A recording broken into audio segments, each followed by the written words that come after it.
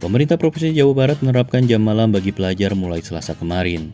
Pemerintah melarang pelajar berkeliaran di luar rumah mulai pukul 9 malam hingga 4 pagi. Pelajar yang melanggar akan dikenai sanksi. Selain sanksi, konsekuensi lain bagi pelanggar aturan jam malam ini adalah pemerintah provinsi tidak akan menanggung biaya perawatan pelajar yang terlibat kenakalan dengan unsur kekerasan saat pemberlakuan jam malam. Jam malam ini dikecualikan bagi pelajar yang mengikuti kegiatan sekolah atau lembaga pendidikan resmi, serta pelajar yang tengah mengikuti kegiatan keagamaan dan sosial di tempat tinggal dengan sepengetahuan orang tua atau wali. Lalu pelajar yang sedang berada di luar rumah bersama orang tua atau wali, kondisi darurat atau bencana, serta kondisi lain atas pengetahuan orang tua atau wali. Gubernur Jawa Barat Edi Mulyadi mengatakan ketentuan tersebut bertujuan menjauhkan pelajar dari kenakalan remaja dan tindak kriminalitas pada malam hari. Dedi meminta pemerintah kabupaten dan kota di Jawa Barat mengkoordinasikan aturan jam malam pelajar tersebut hingga tingkat pemerintah desa. Penerapan jam malam bagi pelajar untuk mencegah kenakalan remaja di Jawa Barat ini merupakan yang pertama di Indonesia.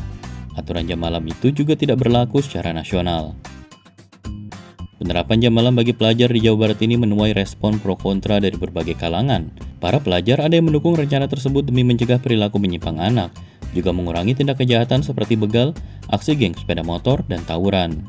Namun ada juga yang keberatan dan menilai ketentuan jam malam tersebut membatasi ruang geraknya dan remaja seusianya. Wakil Ketua Komisi Perlindungan Anak Indonesia atau KPAI Jasra Putra mengingatkan pemerintah Provinsi Jawa Barat agar berhati-hati menerapkan aturan jam malam bagi pelajar.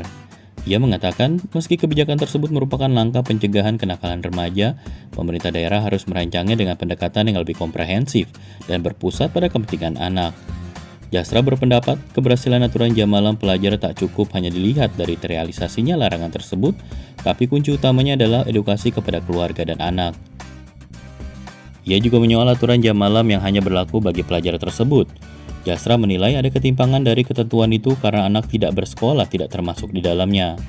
Padahal, jumlah anak tidak bersekolah di Jawa Barat pada 2024 mencapai 658.000 jiwa. Angka itu merupakan yang tertinggi di Indonesia.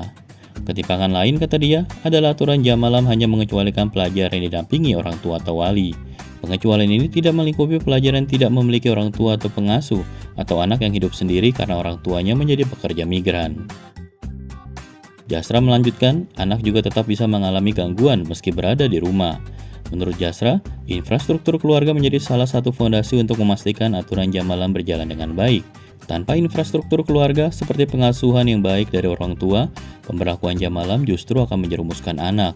Ia mencontohkan pembatasan keluar rumah saat masa pandemi COVID-19 pada 2020 hingga 2023. Saat itu, angka kekerasan terhadap anak di rumah justru meningkat.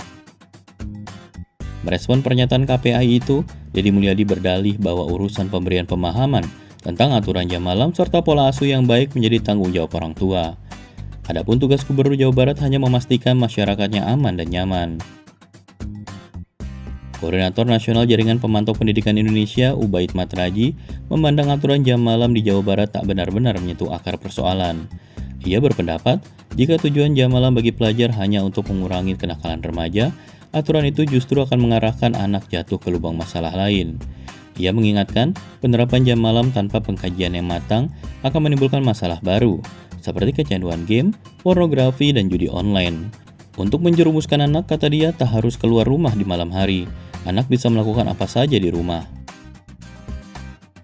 Ubaid berpendapat solusi mengatasi kenakalan remaja tak cukup hanya dengan menerapkan jam malam, sebab penyebab kenakalan remaja sangat kompleks.